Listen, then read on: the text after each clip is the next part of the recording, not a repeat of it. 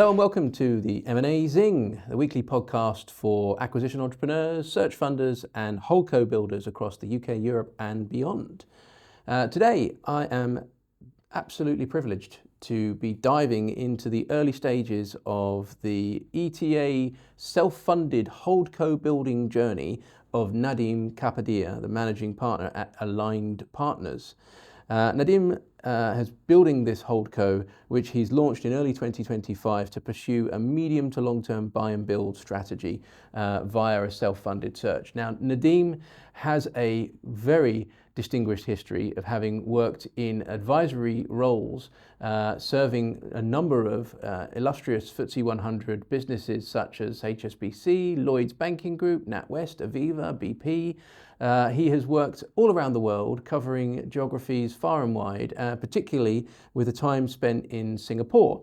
And he has been helping more recently SMEs with their digital transformations, using his unique background that spans diplomacy, public policy, sustainability, consulting and venture capital. And we're going to be focusing today on his decision to pursue Holdco building through the self-funded search model. So, Nadim, delighted to have you with us. Thanks very much for joining us today. Thank you very much, Garrett, and excited to be on the pod. So let's get straight into the matter at hand, Nadim. You have entered this self-funded search world in the last 12 months. And this is on the back of a diverse international career where you were working in diplomacy in Singapore, working in public policy, working and advising all these illustrious FTSE 100 companies. But what was the driving force that caused you to decide actually entrepreneurship through acquisition is for me? Yeah, it's a great question. Well, I was always looking for something that gave me a bit more autonomy, a little bit more control over what I was doing. I'm very privileged to have had the opportunity to have roles across public policy, diplomacy, and consulting. But I was always looking for something that would give me a little bit more control and autonomy. And I thought started learning more about entrepreneurship through acquisition really during business school time. I had a few friends who were launching their own search funds, and it got me thinking about the model, but I never quite pursued it. But it was always at the back of my mind, and something that, I would spend some time whenever I had free time reading about, learning on. And towards the end of last year, I was quite keen to make a shift, explore something different. And I thought this was something that combined a lot of what I'd done in the past, but also gave me what I was looking for, and therefore decided to plunge in and go into the world of ETA. And so you studied an MBA at Cambridge, Judge? At London Business School. London Business School, right. So yeah, the other haunt of the OG of this world, Simon Webster. What did you pursue the elective during that course, the ETA elective?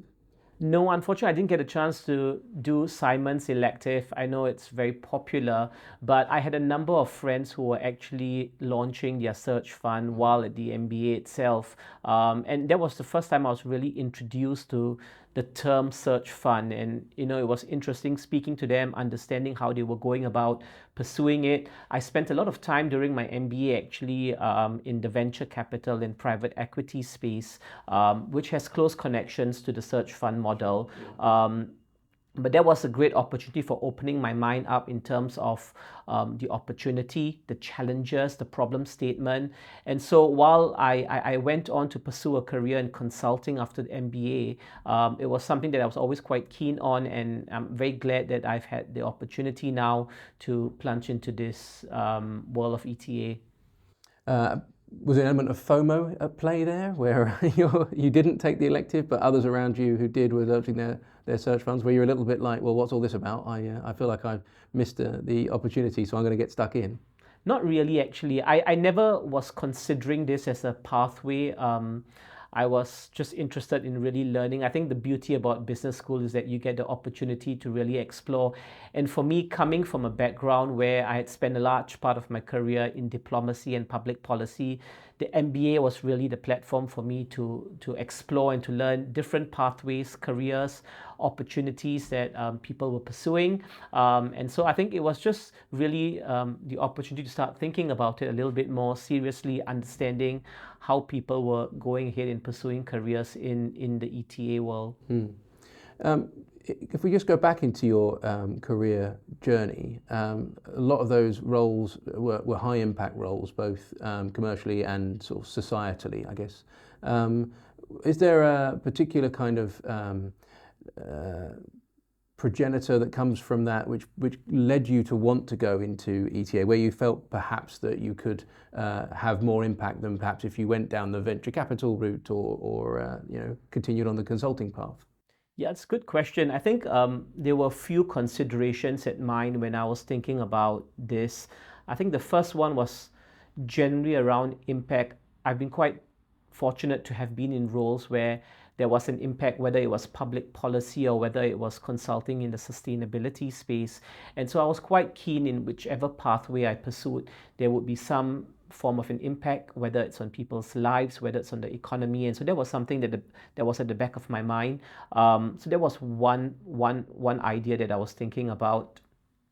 I think the second one was generally in terms of the idea of, I spent a lot of time looking at entrepreneurship. I've worked in a startup. I have mentored and advised a number of startups, and it's always been very fun. I enjoy the adrenaline that comes in working in a startup environment, but I knew within myself that I was not the person to take something from 0 to 1. I know there are many talented people who can take something from an idea and really develop it and bring it up, but I knew that was not me, and I knew my capabilities were really in taking something that was running and bringing it to its next level, coming in, looking at opportunities to streamline, opportunities for growth. And that's why I never saw myself going down the pathway of starting a startup. And therefore, I think the ETA model, which combines entrepreneurship with the idea of investing, but also taking something that's running and building on that,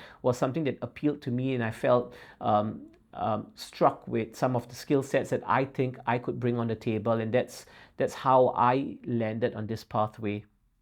And you've opted to go on that pathway through hard mode because you've done the non-partnered self-funded search route, which is great. Congratulations.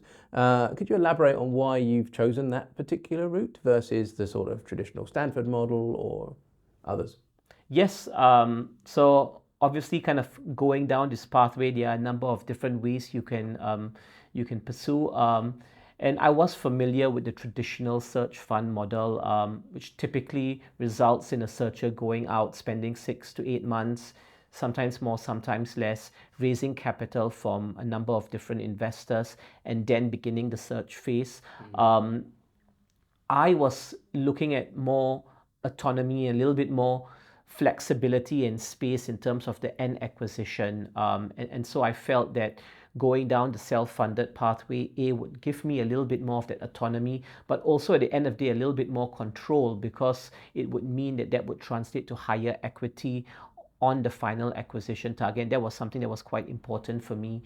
So that was one element that was quite critical. I think if you look at the traditional search fund model, and if you speak to many people who have taken that pathway, one of the big benefits is having on your cap table a number of experienced investors and advisors who can support you, as well as going down with credibility when it comes to looking at potential targets, speaking to business owners. And so I think that's one of the parts that I'm quite mindful of, that I do not have as a self-funded searcher.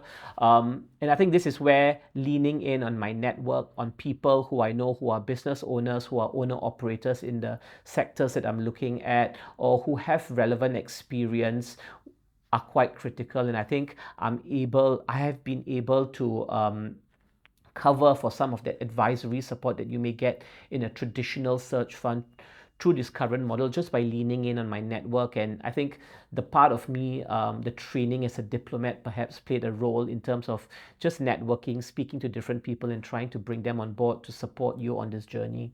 Yeah, so you felt that you could be more particular about where you found some potential capital or smart money or knowledge and experience to join you on this journey, rather than necessarily having to go the sort of traditional route of the number of players that fund that space. Interesting. How has it affected, though, your sort of search criteria, being a self-funded searcher, and maybe your search timeline? Because we hear all this about, traditional searchers are taking 2 years to find a target, but they're often quite material-sized businesses because they're bringing a lot of external capital from their backers to take these deals down. Self-funded searchers tend to have a sort of slightly lower ceiling and often a more accelerated time frame. Have you found that that's affected your thesis? Yes, I think so. So I think compared to maybe some of the focus areas for traditional search funds, I would say as a self-funded searcher, it would be slightly lower in terms of the EBITDA values that I'm looking at in companies or the total revenue. But I think there's still a sense over here of I actually initially started out my search taking a somewhat agnostic view, but I pivoted quite quickly actually into a few priority areas that I'm currently looking at. So for example, I'm currently very much focused on the healthcare space, as well as the early years education space. And so I've pivoted and focused on those areas. I think in terms of timeline, there's always, I think as a self-funded search, you are taking a significant risk upfront in funding yourself through the search process. And I think that's something that I'm quite mindful of.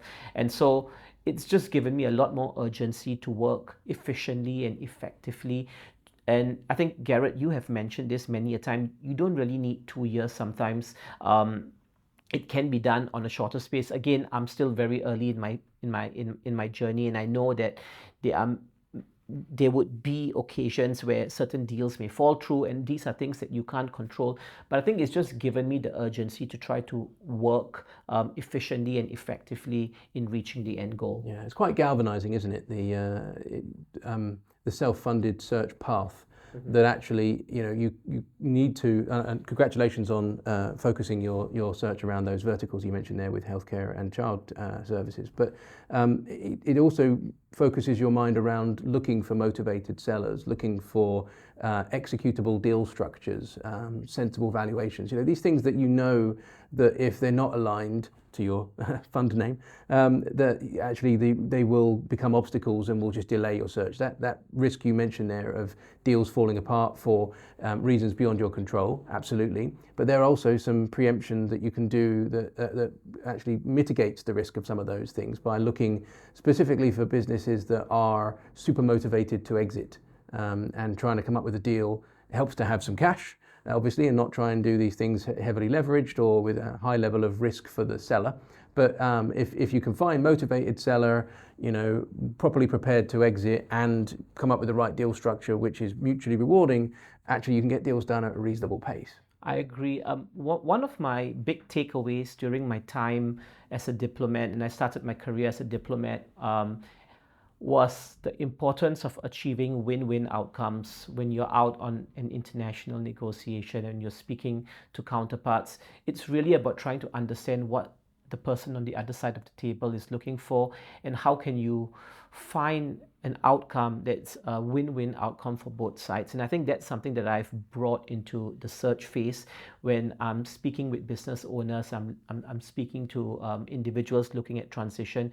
It's really about trying to put myself into the shoes of the other party and trying to understand what are they looking for. And one of the things I found is oftentimes not just financial. They would have an idea of what they may want for the business, but beyond that, there are other non-financial considerations that many business owners would like to ensure is protected post-acquisition: the legacy, their staff, their name, what they have built. And so I think trying to understand that and achieve win-win outcomes is very critical. And I think that was the motivation behind the name Aligned. I was thinking of what I would call the holding company, and I felt that the way I work is really about trying to drive win-win outcomes, and therefore having that alignment, having that understanding that this is what I'm going after, this is what you are going after. Is there a way in which we can achieve an alignment and achieve something that's fair on both sides? Yeah. And I think if you can do that, you can hopefully find success in this. You can hopefully get a deal done relatively expeditiously. Yeah, I agree. And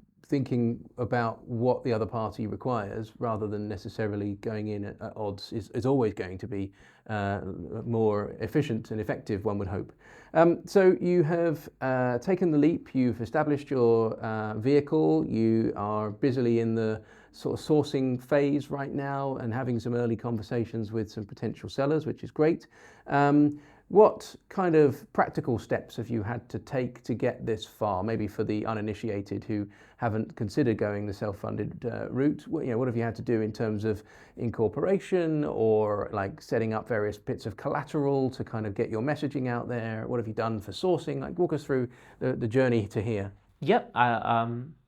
So I think before going on the journey, I actually spent a lot of time actually consuming a lot of material. There's a lot of good resources, whether it's books, podcasts, interviews on YouTube. There's a lot of information as well as speaking to individuals. And so I spent a good part of last year actually really consuming a lot of the information and really helping to crystallize and develop that thesis before taking the leap. So that would be one of the first steps, I would say. And then kind of on this journey, really just getting the basics, so getting the company set up, having your thesis, having some of the templates already. So I think all of those hygiene factors are already in place. So that would be step one.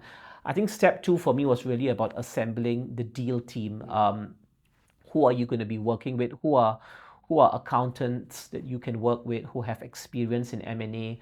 Who are the relevant solicitors, who are the relevant lenders, financiers, brokers that you can be working with to be able to help you move with speed and pace as and when you find a target. And hopefully predictable cost. At predictable cost, exactly. And so I think having a lot of those upfront conversations and understanding that and realizing that, there's a good working relationship. I can work with this individual or this company and we can move forward was quite critical. And so I think assembling that deal team was quite important for me after kind of the basics.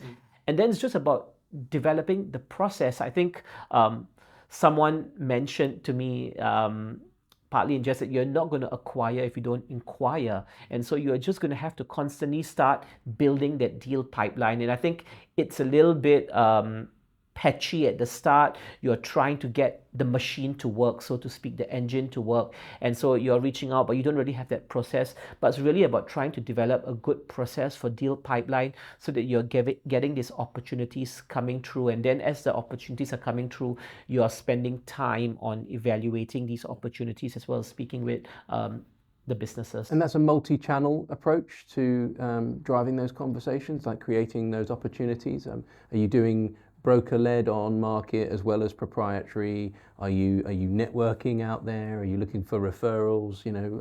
What are your current sourcing strategies? Yeah, so I would say it's very much a multi-prong approach. One part of it is looking at brokered deals. I think you would see a large part of the M&A transactions in the UK tend to be brokered, especially in the areas that I am looking at. Why do you think that is? I think one of the reasons is because you have a number of brokers, you have already a qualified deal on the table. So you have individuals who are interested in selling companies. And so I think when you can reach an alignment, things can move faster and quicker. So that could be one reason. There's a large number of different business brokers.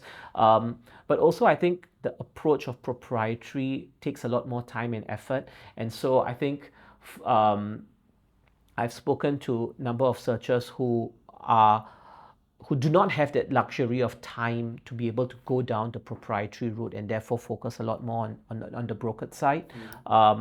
But for me, I've tried to have a bit more of a multi-prong approach. So there is an element of opportunities coming from brokered searchers, and we can talk about there are different types of business brokers, and it's about trying to build relationships with relevant business brokers that are working within the priority sectors that you might be looking at. Without naming, have you found it easier to create those relationships with certain types of brokers, like independent or group or international franchised brokerages? I've actually found a lot more success in working with some of the smaller independent brokers. So they may not be having a large number of deal flows. Maybe they may have several deals in a month, but these are high quality deals. And they'll take the time to actually understand you. They will. They'll take the time to understand.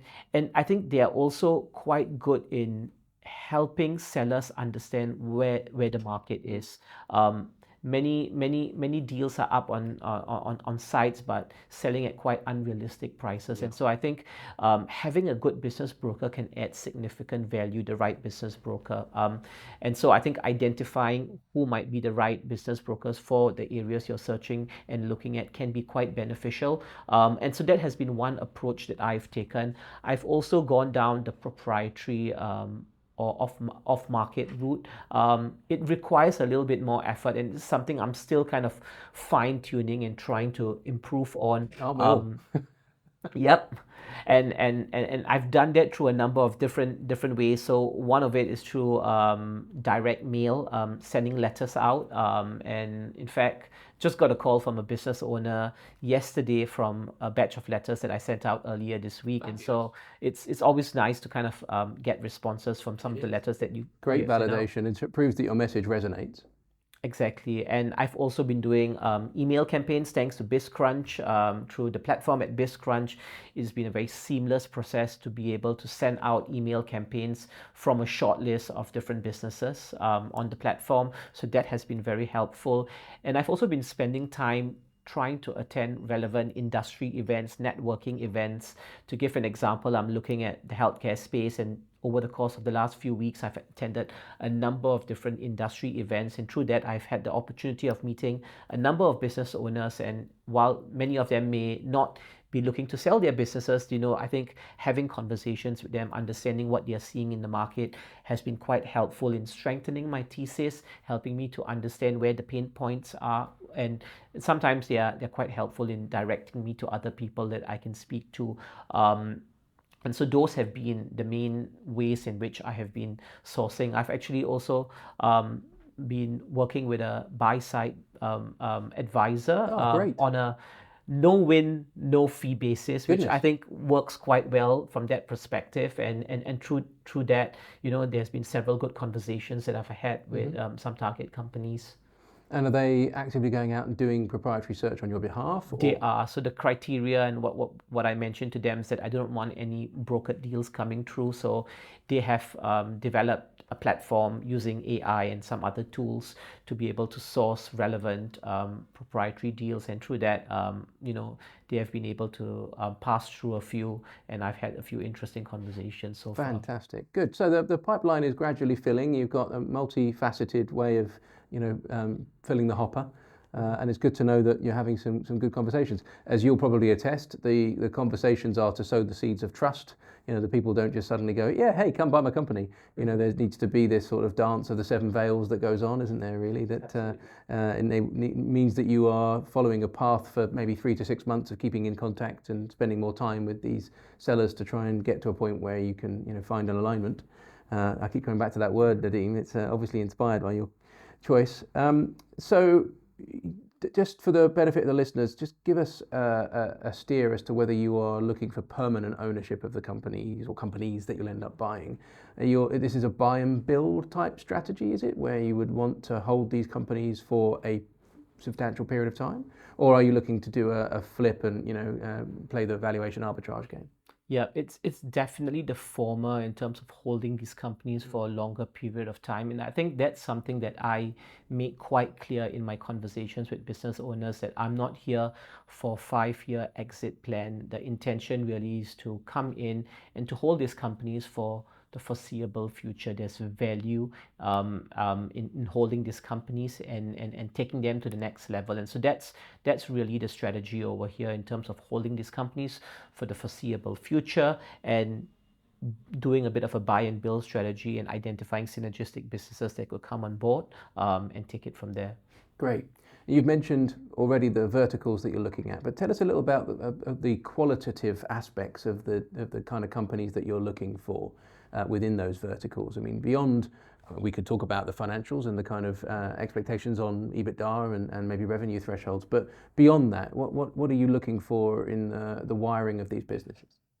Yes, so let me take the healthcare space, and within the healthcare space, I've been looking at care homes, which are care homes as well as your home care, your domiciliary care, and in terms of what I'm looking at in these companies, you have the financial elements, but beyond the financial elements, I think a large part of these businesses is around staffing, and so understanding what the culture of that company is quite important. And I'm someone, I've always valued the importance of culture and trying to understand, is it a nurturing, is it a supportive culture? Do employees feel that they are taken care of within the organization? So that will be a qualitative aspect that I would look out or try to understand. Also understanding the management and management style. For many of these businesses, one of the key individuals is the registered manager that plays a very critical role on an operational day-to-day level, having the right qualifications, having the right skill sets, and having the right passion, I think is very important. And so I think having those conversations and understanding the culture, understanding the qualifications of the management team that would be running the business is quite critical, as well as understanding what kind of relationship that business has with the local council, because a lot of the home care businesses are on contracts with the local government. And so understanding, looking at the CQC reports, and understanding, what the feedback has been from these reports, and have they been performing a good job in providing that service to the end users. So those are some of the elements that I would look out for in such targets. And that's been pretty deep due diligence before really getting to kind of heads of terms or anything like that with these folks. If you're identifying these candidates and then you're doing a lot of that additional sector-specific desk research, that is quite a commitment of time more than anything. Yes, it is. And I think going back to the point on culture, it's one of those things where you will never be able to get a full grasp until you acquire a business. And even in the search phase, you have mainly your interactions with the business owner. But I think through technology and just going online, looking at reviews, looking at what employees are saying, looking at what end users are saying, what kind of reviews are coming through, I think that's quite helpful, specifically within the care space, as well as in the early years education. You have both your CQC reports as well as your Ofsted reports in the education space. And I think these reports are very thorough. They are done by people who have a lot of experience within the sector, and you can have a good sense of the business just by looking through and understanding those reports. So talk me through, if you don't mind. Obviously, we're still in year zero of Aligned Partners, but you're obviously a very quick study, and you're deeply researching the space that you're in, which is excellent. Will set you up very well. But talk me through, if you can, any of the sort of profound learnings that you've had so far, or any surprises that you've found in your search journey to date. Well, I think I was just speaking with a friend the other day, and I was surprised that I'm just learning so much every day on this journey, because there are so many things you'll need to understand from the financial perspective, from the non-financial perspective, from the relationship building perspective, from understanding the sector. And so I think one of the things that I've reminded myself is just to have that curious mindset, just to constantly ask questions, and you'll never be able to try to get a full developed thesis before going in, but just learning along the way, it's something that's quite critical. And so that's something that I have found on this journey, just constantly learning along the way, and just growing a thick skin, because I think this journey can be challenging. You're going to face and hear a lot more no's before you get that yes. But I always tell myself that every no is one step closer towards a yes. And so just persevering along the way and playing that long game. One of the things that I do outside of work is I do long distance running and marathon running, and that has taught me a lot of qualities that I have brought back to my professional life. And one of the key things is just having the long game in mind, that you're working towards that target, and you're going to go and experience bumps along the way, but have that resilience, have that perseverance, and you will get there. That endurance mindset actually is a great quality for the searcher, for acquisition entrepreneurs, because you do have to try and think. It's patient capital. It's the long game that you are building for here. So having that discipline and that determination that spans potentially a decade with a a view towards the end game, end goal. That is, a real key differentiator, I think, a prerequisite for successful search. So yeah, marathon running, I see a lot of correlation with people that put themselves through that pain voluntarily. I remember when I started off on this journey, I took a sticky note on my table and I wrote the words "make progress every day," and I stuck it just on my table.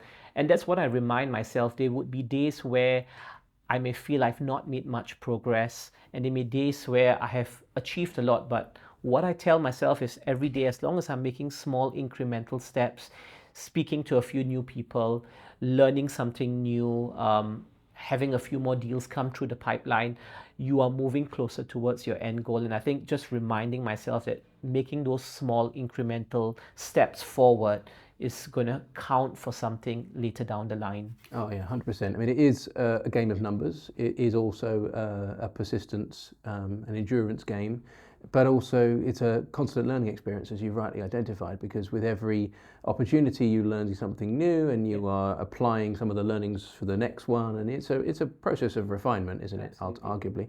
And what you tend to find is some deals that maybe weren't ready when you first started talking to them come around again, and you're in a better position to take advantage of them at that point, or take advantage of the opportunity, not the seller. So the mindset for the marathon, I think, is quite a key learning here, a takeaway for me. You've, in our pre-call, kind of summarised that as staying consistent, persistent, and disciplined. Could you speak to any examples of where that you've really had to kind of dig into the reserves and pull out that kind of tenacity? Are there any occasions where perhaps it's felt like a steep mountain? Yes, I think while I'm still early on this search phase, I have put out a number of different offers. A few deals have fallen through the cracks, and I think it's always difficult when you see a potential deal and you think, maybe this might work, and you're working hard towards it, and for some reason it doesn't materialize. Maybe your offer isn't accepted, or you get past the offer stage and there's some discussions and someone else comes in and it doesn't quite work out. So I think it's always challenging to accept that, something that you think is progressing quite nicely, actually you suddenly hit a roadblock. And I think it's really on those occasions where you just have to take a step back and say, this is just part of that process. Every no, as I said, is going to get you closer towards that yes. It can be a more expensive no the further down the deal process you've gone. Yes. Were any of these offers agreed, like in principle? There were one or two that were agreed in principle, and then. So why do they fall out of bed? Was it due diligence or seller mindset change? I would put it down to seller mindset change. So you do get that sometimes, and so that has taught me the importance of trying to achieve that alignment up front. I think if you can be honest, transparent, as much as you can be at that point, to be able to ensure that both sides are on the same page, I think that counts for a lot. Yeah, difficult to screen for that, isn't it? You could think everything's going hunky-dory, and that you are both aligned because you want the acquisition and they want the exit. Yeah. But what we have to remind ourselves of is that this is often the life's work of these individuals, and it's difficult, really at the 11th hour for them to sometimes imagine a life without that presence.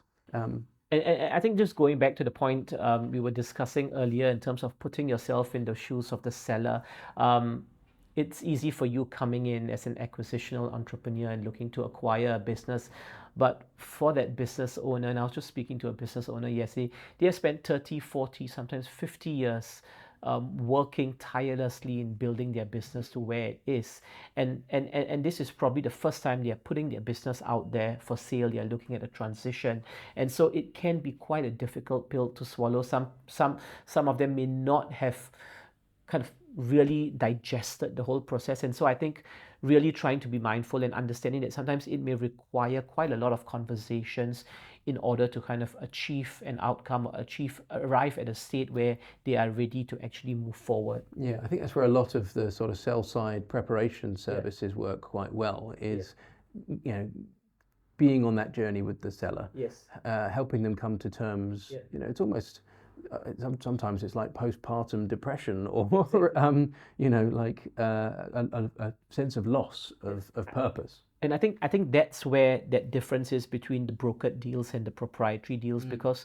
you find many a time with the brokered deals, that conversation has already taken place with the broker, with the seller, and it could have taken place over a course of a long period of time. I was just looking at the deal the other day as well, and the broker told me that he had been speaking with the seller for the past 3 years. Yeah. And she was fluctuating and eventually then decided to put the business on the market. So there is that level of qualification that has already taken place, whereas with the proprietary deals, you're shouldering that burden, I think. Exactly. And so then the recognition that could take a slightly longer process, because it's a little bit more that you need to go through with the seller to get them to be in a position where they are ready to move forward.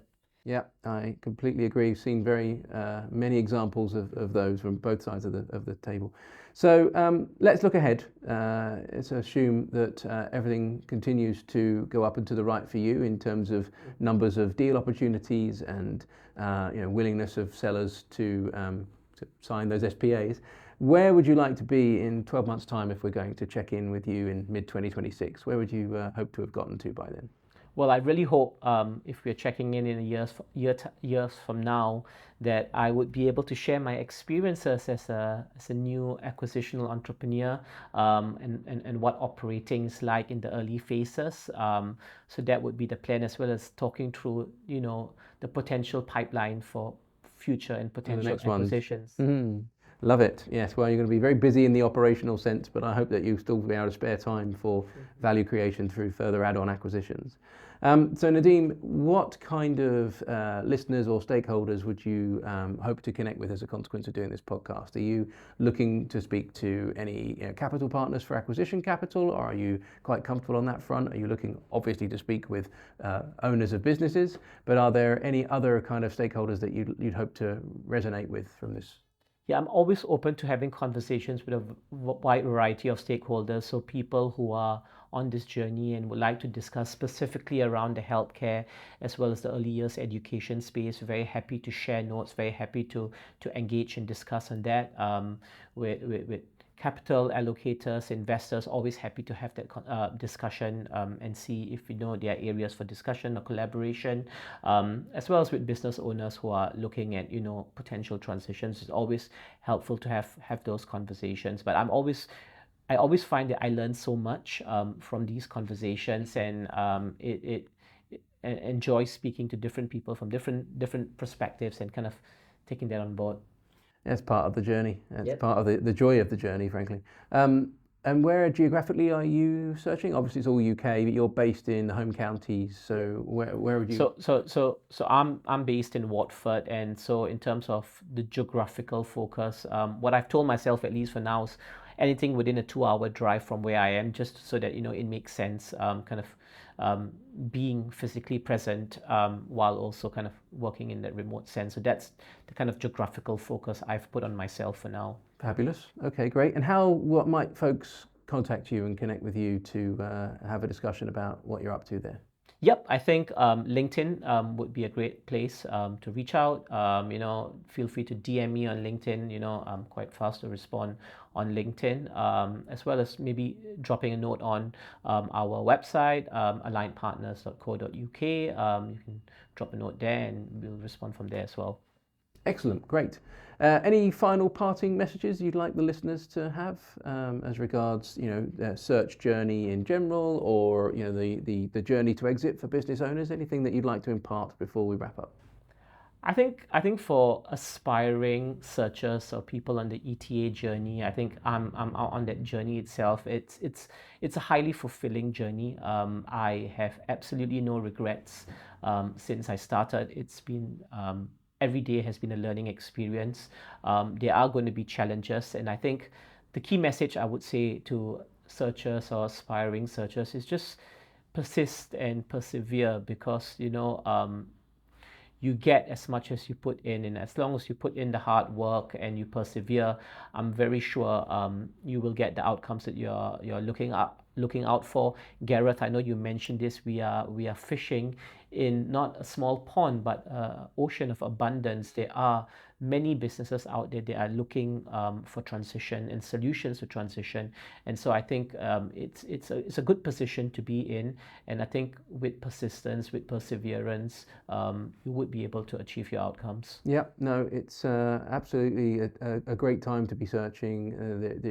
The numbers should work in your favor as a searcher, but yeah, you have to do the hard miles to your marathon analogy. So, although maybe it's more of an Ironman with you if we're also swimming in a deep sea of opportunities. But anyway, good. Well, I'll call it a day there. Thank you so much for giving us your time and sharing your journey with us today, Nadim.